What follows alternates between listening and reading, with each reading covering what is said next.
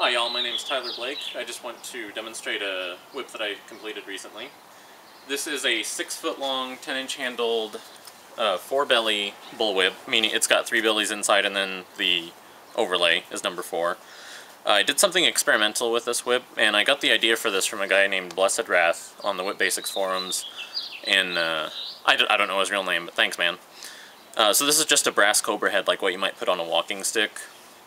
And I used that instead of a traditional Turk's head. And it was an experiment, but I actually really liked the way that it works, because the way the cobra head is shaped, it fits naturally into the curvature of your palm. And it has a way of giving you a little bit of extra leverage. You just kind of give that a little pinky squeeze, and it adds more kinetic energy that way. Some people might not like it. I do. The other thing that's kind of different about this, although I do this on all my whips, but there's not a whole lot of other people that do anything like this. I have a quick change fall hitch on here because I like to experiment with a lot of different weights and lengths of falls. So if you want to change your fall, this is just a keeper loop, like what you might find on a stock whip between the handle and the thong. So the old fall comes off and the new one goes on. Easy as that. Nothing to untie, just a hitch to undo. So that's just a little user-friendly feature there.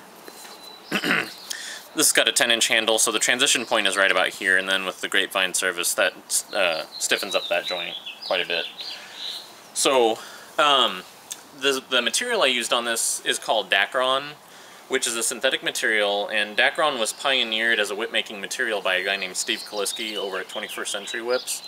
You should check out his website. So basically, Dacron is about half, approximately, the thickness and width of nylon parachute cord. And because of that, its physical properties are different, and it flows more fluidly. To me, it feels more like a kangaroo hide whip. And since Steve turned me on to Dacron, I've switched exclusively over to using Dacron instead of parachute cord. Every whip maker that I respect who uses synthetic materials uses nylon parachute cord, so I'm not knocking it as a material. It's fine. This is just a personal preference for me. So I'm just going to do a couple of cracks to show how a Dacron whip flows. And like I was saying earlier, with the shape of the cobra head adding more kinetic energy, it takes very little effort to crack that. I'm just going to start from here and give that little pinky squeeze, and that's all it takes to send that whip out. So in conjunction with your arm and full body motions, I really like the way, the feel that gives to this whip. Of all of the whips that I've made, this is one of my very favorites.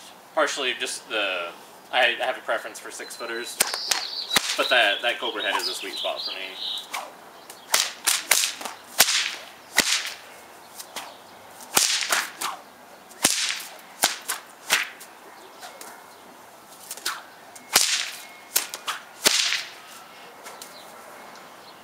So, if you have any questions, please send me a private message, and thanks for watching.